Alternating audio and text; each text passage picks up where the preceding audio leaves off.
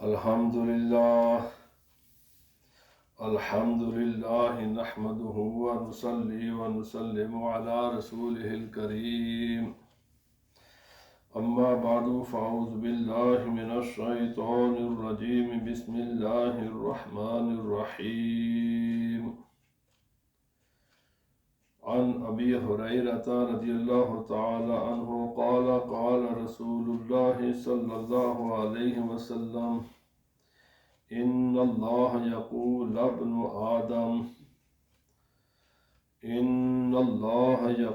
ابن آدم تفرغ لعبادتي أملأ صدرك غناه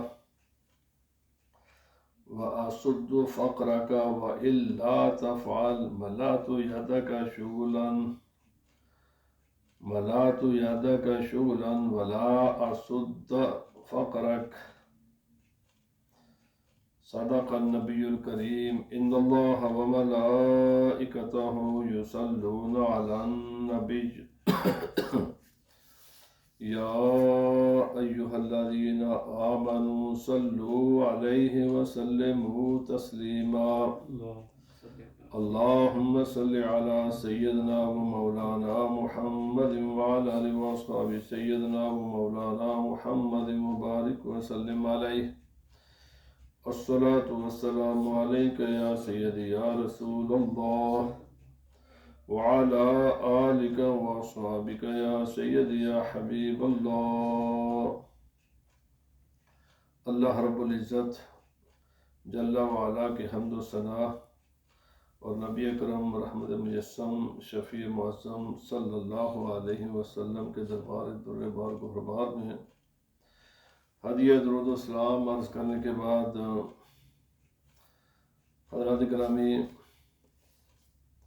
میں گزشتہ کئی جمعۃ المبارک سے وہ باتیں عرض کر رہا ہوں کہ جو انسان کے دل کو نرم کرتی ہیں اور انسان عبادت پر اور نیکی کے کاموں میں مائل ہوتا ہے. اور یہ وہ تمام علاج، حکمتیں، ارشادات و فرمودات ہیں جو نبی پاک صلی اللہ علیہ وسلم نے بیان فرمائے ہیں. اگر ہم ان پر عمل کریں، دنیا کی زندگی بھی پرسکون، کامیاب و کامران، اور انشاءاللہ العزیز اگر نیت درست ہوئی، اخلاص نیت سے اگر ہم نے یہ کام کیے تو قبر بھی اور حشر بھی اور اس کے بعد کے معاملات بھی آسان ہو جائیں گے. حضرت ابو ہریرہ رضی اللہ تعالی عنہ اس حدیث پاک راوی ہیں. امام احمد بن حنبل علیہ الرحمہ نے اپنے مسند میں اور حضرت ابن ماجہ نے اپنے کتاب ابن ماجہ میں اس کو نقل فرمایا ہے. اسے یہ حدیث پاک نبی پاک صلی اللہ علیہ وسلم نے فرمایا کہ اللہ فرماتا ہے، یعنی یہ حدیث قدسی ہے. اور حدیث قدسی حدیث کی جو اقسام ہے اس میں سب سے افضل اعلیٰ درجے کی حدیث پاک ہوتی ہے، چونکہ یہ کلام خدا کا ہوتا ہے لیکن نقل نبی پاک صلی اللہ علیہ وسلم اس کو فرماتے ہیں. بس فرق یہ ہے کہ اس کی نماز میں تلاوت نہیں ہوتی، قرآن پاک کی نماز میں تلاوت ہوتی ہے. اللہ پاک فرماتا ہے ابن آدم، یعنی او آدم علیہ السلام کے بیٹے، مانو انسان، تفرغ لعبادتی، میری عبادت کے لیے اپنے آپ کو فارغ کر، کچھ وقت نکال میری عبادت کے لیے. املا صدرک غنا، جب تو کچھ وقت اپنے مصروفیات سے نکال کر میری عبادت کرے گا تو میں تیرا سینہ غنا سے، یعنی دنیا کے معاملات سے، دنیا کے لالچ اور دنیا کے پریشانیوں سے میں اس کو غنی کر دوں گا. کوئی پریشانی نہیں ہوگی، کوئی ڈپریشن نہیں ہے، کوئی غم نہیں ہے. ڈپریشن کا سب سے بہترین علاج یہ ہے کہ انسان اللہ کی عبادت میں اپنے آپ کو مصروف کرے اور دنیا کے معاملات سے اپنے آپ کو اتنا ہی اس میں انوالو کرے، اتنے ہی اس میں دنیا کے معاملات میں مصروف ہو جتنا اس کی ضرورت ہے۔ جب اللہ تعالیٰ ضروریات پوری کر دے تو باقی وقت اللہ کی عبادت میں، نیکی کے کاموں میں گزارنا چاہیے۔ اور جو آدمی اس پر عمل کرتے ہیں اللہ پاک کے فضل و کرم سے انہیں نہ دنیا میں کوئی پریشانی ہے اور نہ ہی انشاءاللہ العزیز قبر قیامت میں کوئی پریشانی ہوگی۔ بیلنس رکھتے ہیں، دنیا کے لیے اتنے ہی فکر مند ہوتے ہیں، اتنی ہی محنت کرتے ہیں اور معاملات کو اتنے رکھتے ہیں جتنے ان کی ضرورت ہے، معاملات کو بڑھاتے نہیں چلے جاتے اور زیادہ اور زیادہ۔ یہ بھائی یہ دنیا بہت وسیع ہے، جتنا مرضی اس کو بڑھاؤ گے بڑھتی چلی جائے گی۔ فرمایا وَأَسُدُّ فَقْرَكَ، جو تیری محتاجی ہے نا، غربت، میں اس کے راستے بند کر دوں گا، تو اپنے آپ کو دنیا کا بہترین امیر انسان سمجھے گا، کیونکہ امارت کا بھی تعلق انسان کی سوچ سے ہے، غربت کا تعلق بھی انسان کی سوچ سے ہے۔ انسان جب سمجھتا میں غریب ہوں وہ غریب ہے، جو سمجھتا میں امیر ہوں وہ امیر ہے، اور جو انسان اللہ کی عبادت میں وقت نکالے گا اللہ تعالیٰ اس کے دل کو بھر دیتا ہے۔ جب وہ انسان غور و فکر کرتا ہے کہ اللہ نے مجھے آنکھیں دی ہیں، کان دیے ہیں، ہاتھ دیے ہیں، صحت و سلامتی دی ہے، ہزاروں نعمتیں دی ہیں، اور بے شمار لوگوں کی طرف وہ انسان دیکھتا ہے تو سمجھتا ہے میں تو دنیا کا خوش قسمت ترین انسان ہوں، کیونکہ اسی دنیا میں وہ لوگ بھی جن کی آنکھیں بھی نہیں ہیں، جن میں سننے کی صلاحیت نہیں ہے، چلنے کی صلاحیت نہیں ہے، بہت سی۔ جب وہ انسان پھر غور و فکر کرتا ہے نا تو وہ سمجھتا ہے، تو پھر وہ اپنے آپ کو غریب نہیں سمجھتا، وہ دنیا کا اپنے آپ کو امیر انسان سمجھتا ہے۔ اللہ پاک فرماتا ہے وَأَسُدُّ فَقْرَكَ، فقر اس کی سوچ کے جو زاویے ہیں وہ ان کو میں بدل دوں گا،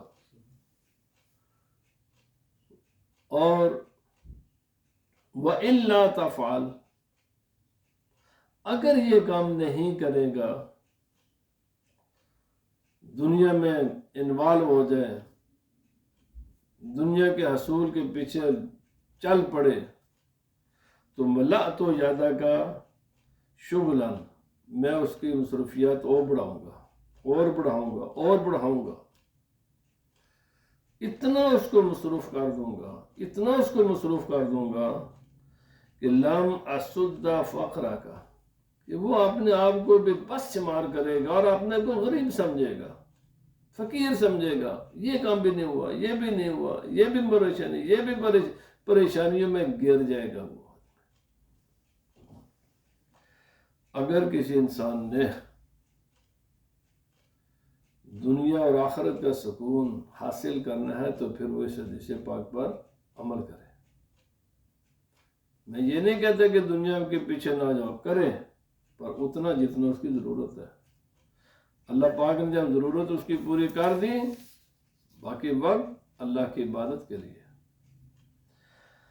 حضرت جابر رضی اللہ تعالی عنہ کہتے ہیں کہ فرما ذکر رجل عند رسول اللہ صلی اللہ علیہ وسلم بعبادت و اجتہاد، وذکر آخر، فرمایا برعۃ، فقال النبی صلی اللہ علیہ وسلم لا تعدل بالرعاہ، یعنی الورعہ۔ رسول اللہ صلی اللہ علیہ وسلم کے پاس دو آدمیوں کا ذکر ہوا، ایک آدمی جو بہت عبادت کرتا، بہت محنت کرتا، اور دوسرا آدمی ہے کہ جو ورع کا معنی ہوتا ہے کہ گناہوں سے بچنا، حرام سے بچنا۔ وہ عبادت تو پوری کرتا لیکن حرام کے قریب نہیں جاتا، نجائز کام نہیں وہ کرتا، ہر نجائز کام سے اپنے آپ کو دور رکھتا ہے۔ تو نبی پاک صلی اللہ علیہ وسلم فرمایا ورع کے مقابل میں عبادت نہیں ہے، عبادت کا درجہ ورع سے کم ہے۔ ورع کا مرتبہ بلند ہے عبادت سے. میں نے گزشتہ جمعہ بھی عرض کیا تھا کہ کوئی انسان عبادت اگر نہ بھی کر سکے نا، خدا نہ کرے تو معافی کے امکان موجود ہے. لیکن اگر کوئی انسان حرام میں پڑ گیا تو پھر معاملہ زیادہ سخت ہے. نبی سے فرمایا ورع کا مقابلہ عبادت نہیں کرتے. پہلی چیز ہے گناہ سے بچنا، اللہ کی نافرمانی سے بچنا، رسول اللہ صلی اللہ علیہ وسلم کی نافرمانی سے بچنا. وہ تمام چیزیں جو گناہ کے زمرے میں آتی ہیں اپنے آپ کو ان سے بچانا. یہ دیکھیے میں نے گزشتہ میں عرض کیا تھا بھائی، پہلے وضو ہے، اس کے بعد یہ نماز ہے. وضو کیا گندگی کو دور ہم کرتے ہیں، نجاست کو دور کرتے ہیں. نجاست کا دور کر گناہ نجاست ہے، ان کا دور کرنا اس کا مرتبہ پہلے نمبر پر ہے. اس کے بعد اللہ کے بارگاہ میں سجدہ کرنا ہے. تو اپنے تمام معاملات کو حلال کی کوشش کرنا، ناجائز کاموں سے بچنا، یہ پہلی چیز ہے.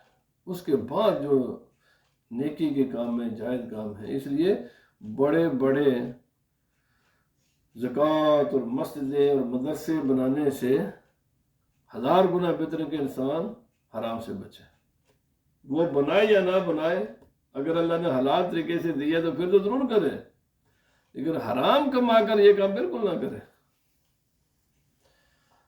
حضرت عمر بن میمون الاودی رضی اللہ تعالی عنہ، آپ کہتے ہیں کہ رسول اللہ صلی اللہ علیہ وسلم نے ایک آدمی کو بات فرمایا، اور آپ نے فرمایا اغتنم خمسا قبل خمس، 5 چیزوں سے پہلے 5 چیزوں کو اللہ کی بہت بڑی نعمت سمجھو. یہ غنیمت ہے جو اللہ پاک نے بغیر محنت کے تمہیں چیزیں دی ہیں،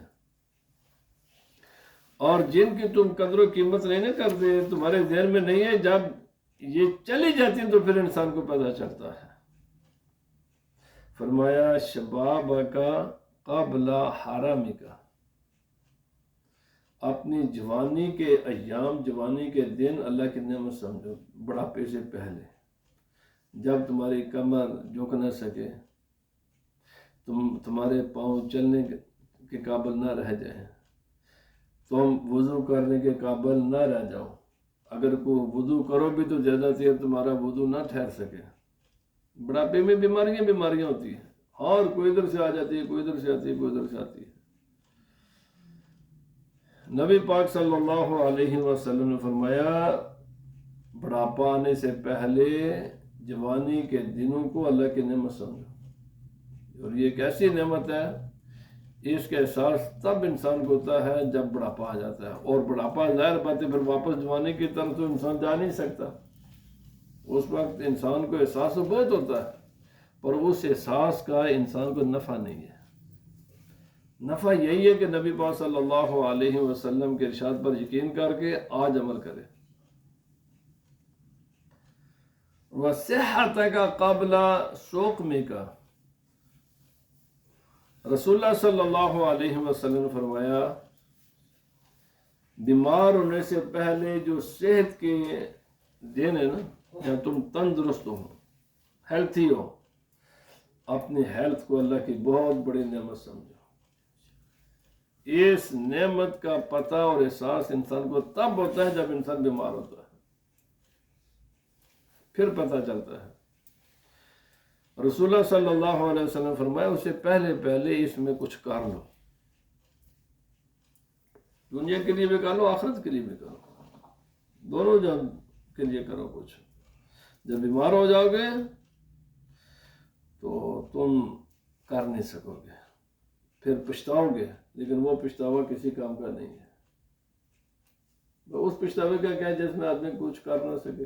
اس سے پہلے نبی پاک صلی اللہ علیہ وسلم نے فرمایا اپنی صحت کے ایام کو، اللہ کی بہت بڑی صحت اللہ کی ایسی نعمت ہے کہ جس نعمت کو حاصل کرنے کے لیے آدمی ملینئر بھی ہو نا، تو وہ تمام دولت خرچ کر لیتا ہے. یار جو تم ملین سے اور ملین بھی خرچ کرنے کے بعد جو چیز تمہیں نہیں ملتی اللہ نے تمہیں مفت دی ہوئی ہے، اس کو اللہ کی نعمت سمجھو، اس پر کچھ کرو. اس میں ٹی وی کے سامنے بیٹھ کر سوشل میڈیا پر بیٹھ کر میرے بھائی اس کو ضائع نہ کرو. تیری زندگی کا ایک لمحہ، منٹ تو بہت بڑی بات ہے، اس میں 60 سیکنڈ ہوتے ہیں، اس کا ایک سیکنڈ بھی جو تیری زندگی کا گزر گیا تو ملین تو دور کی بات ہے، بلین بھی ٹریلین بھی اگر خرچ کرے گا نا تو وہ واپس نہیں آ سکتا. اس لیے صوفیاء فرماتے ہیں جو دم غافل سو دم کافر. انسان کا وہ سانس جو یاد خدا کے بغیر گزرا، اس نے اس کی ناشکری کی اللہ کی نعمت کی. اور زندگی کی ڈیفینیشن کیا ہے؟ بھائی زندگی ہم کہتے ہیں واٹ دا ڈیفینیشن آف زندگی، کیا تعریف ہے؟ ٹائم کا نام زندگی ہے.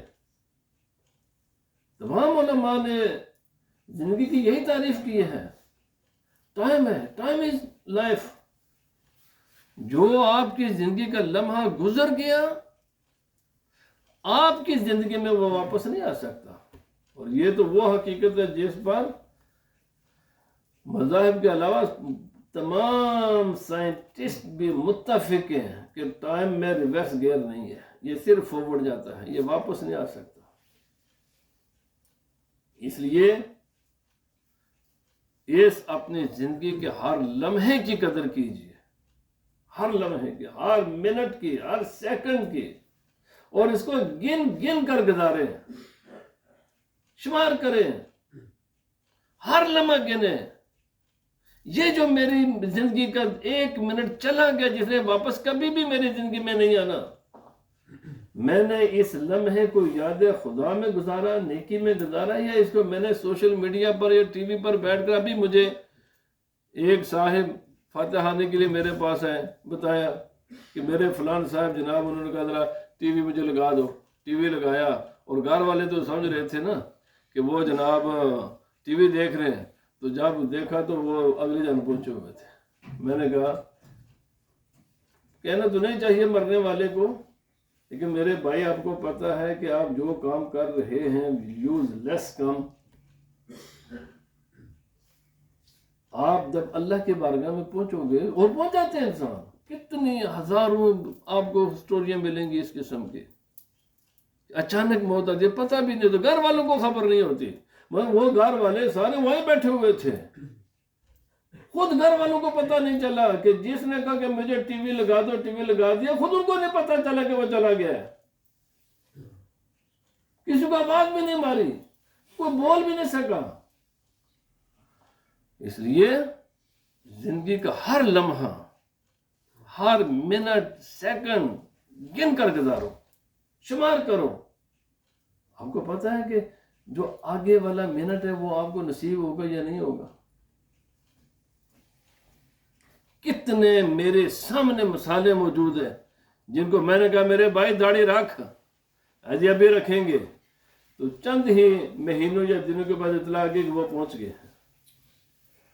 اب کیا خدا کے بارگاہ میں جواب دے گا؟ مجھے بتاؤ نا، کیا جواب دے گا؟ بتایا بھی ہے نا، میں خود گیا تو میں نے اس کو بتایا تھا. اور مجھے کسی کی داڑھی رکھنے یا نہ رکھنے کے فائدہ کیا ہے، نقصان کیا ہے، میں اس کی آخرت کے لیے سوچتا ہوں. میں اس کی آخرت، اس کی قبر کی بہتری کے لیے سوچتا ہوں. میرے بھائی جب تو رسول اللہ صلی اللہ علیہ وسلم سے شفاعت کی بھیک مانگے گا تو سرکار فرمائیں گے نا تجھے میرے کسی خادم نے بتایا تھا کہ میری سنت پر عمل کر، نہیں تو نے کیا، کس منہ کے ساتھ تو شفاعت کی بھیک مانگتا ہے؟ وہ بھی تو بتا نا.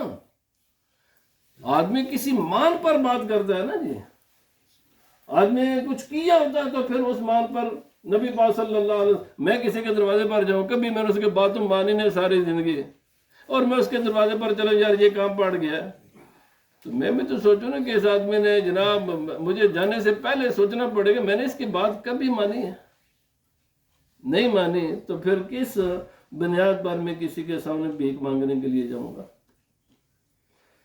اللہ اکبر اللہ اکبر. اس لیے زندگی کا ہر لمحہ، ہر منٹ، ہر سیکنڈ اس کی قدر کیجئے اور گن کر گزاریے، شمار کیجئے. کوئی خبر نہیں ہے کہ اگلے لمحے کتنے آپ کے سامنے. آج کل تو یہ سوشل میڈیا کے جو ایک فائدہ یہ بھی کہ انفارمیشن جلدی مل جاتی ہے. میرے یا اسی طرح علماء بیٹھے ہوئے ممبر پر تقریر کرتے کرتے وہیں اگلی دنیا میں پہنچ گئے. مجھے بھائی ایسے پتہ مت اگلا لمحہ مجھے نصیب ہوگا یا نہیں نصیب ہوگا. نبی پاک صلی اللہ علیہ وسلم نے فرمایا ہر رات سونے سے پہلے وصیت اپنے سرہانے کے نیچے لکھ کر رکھو. تمہیں پتہ ہے صبح تمہیں اٹھنا نصیب ہوگا کہ نہیں ہوگا؟ ہے پتہ یا کوئی گارنٹی ہے کسی کے پاس؟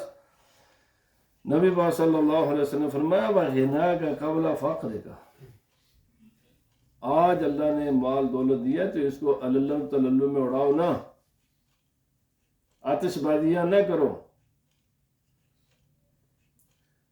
میری آنکھوں کے سامنے ایک دو نہیں بے شمار ایسی مثالیں ہیں. بڑے بڑے امیر لوگ انتہائی غربت کی زندگی گزارتے ہوئے میں نے اپنے آنکھوں کے سامنے دیکھا ہوا ہے. آپ کو بے شمار آپ کے سامنے مثالیں ہوں گی. یہ دولت، یہ دنیا کے وسائل، یہ اللہ کے نافرمانے کے لیے استعمال کرنے کے لیے نہیں ہے. اگر کسی کو خدا نے دیا تو پھر اس کو سنبھال کر رکھے، خود اپنے ذات کے لیے، اپنے بچوں کے لیے اور مخلوق خدا کے لیے. اللہ کے نافرمانی میں اس کو نہ ضائع کرے. تمہیں پتہ کہ آنے والا وقت کیسا ہے؟ ابھی مجھے بتاؤ، یہ چند دن جو سیریا میں جو کچھ ہو رہا، لوگوں کو پتہ تھا ہمارے ساتھ کیا ہوگا؟ آپ کو پتہ آپ کے ساتھ کیا ہوگا؟ حالات بدلتے وقت کو وقت لگتا ہے، یا کسی کے انسان کے کنٹرول میں حالات ہوتے ہیں کہ اس کے مرضی کے مطابق حالات بنیں گے. نبی پاک صلی اللہ علیہ وسلم فرمایا غنا کا قبل فقر کا. مشکل وقت آنے سے پہلے جو آسانی کا غنا کا وقت ہے نا، اس کی قدر کرو، اس کو سنبھال کر رکھو، ضائع نہ کرو اللہ کی نعمتوں کو. فرمایا وہ حیات کا قبل موتک. مرنے سے پہلے زندگی کو خدا کی نعمت سمجھو. بہت یقینی بات ہے. ایک بات یاد رکھیں، اتنی باتوں کافر بھی مان رہی ہے. اس میں تو اختلاف نہیں نا کسی کا کہ موت آنی ہے، لیکن مسلمان کی سوچ میں اور کافر کی سوچ میں ایک فرق ہے. اور وہ فرق ہمارے ہر روز نماز کی ہر رکعت میں ہمیں یاد دلایا جاتا ہے. مالک یوم الدین، مالک یوم الدین. اللہ پاک فرماتا ہے بندے مرنا ہے، میں نے قیامت کا دن تیرے لیے رکھا ہوا ہے، تجھے میں نے دوبارہ اٹھانا ہے، تو نے میری بارگاہ میں حاضر ہونا ہے، اور میں نے تجھ سے تیرے ہر عمل کا حساب لینا ہے. کافر تو یہ سمجھتا ہے بس موت آدمی ختم نہیں ہوتا. ایک منزل سے دوسری منزل کی طرف انسان روانہ ہوتا ہے. اس کی پہلی منزل ماں کا پیٹ، دوسری منزل سے یہ دنیا، تیسری منزل قبر، اس کے بعد حشر، اس کے بعد آگے معاملات ہیں. نبی کریم رف الرحیم صلی اللہ علیہ وسلم فرمایا اس زندگی کو خدا کی نعمت سمجھا، اس کی قدر کرو، اس کی قدر کرو، اس کو ضائع نہ کرو، بالکل اس کو ضائع نہ کرو. تیری تمام بعد میں آنے والی تمام منزلیں، قبر کی پہلی منزل ہے، پھر حشر ہے، پھر بعد کے سارے معاملات ہیں. یہ سارے کے سارے معاملات، ان کا درست اچھا ہونا یا ان کا برا ہونا، یہ سب ڈیپینڈ کرتا ہے تیری اس زندگی پر. اگر اس زندگی کو تو نے خدا اور اس کے رسول کے احکام کے مطابق گزارا ہے تو پھر قبر کا بھی کوئی خوف ڈر نہیں ہے،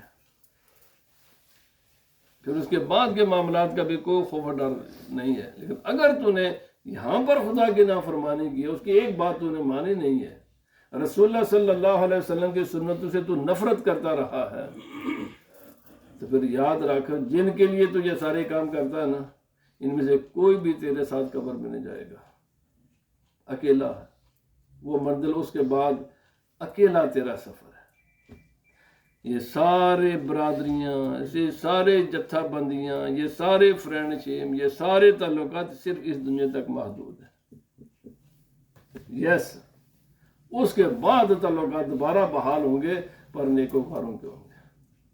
الاخلاء یومئذ بعضهم لبعض عدو الا المتقین۔ اللہ پاک نے فرمایا یہ سارے دنیا کے فرینڈ شپ یہ دشمنی میں بدل جائے گی۔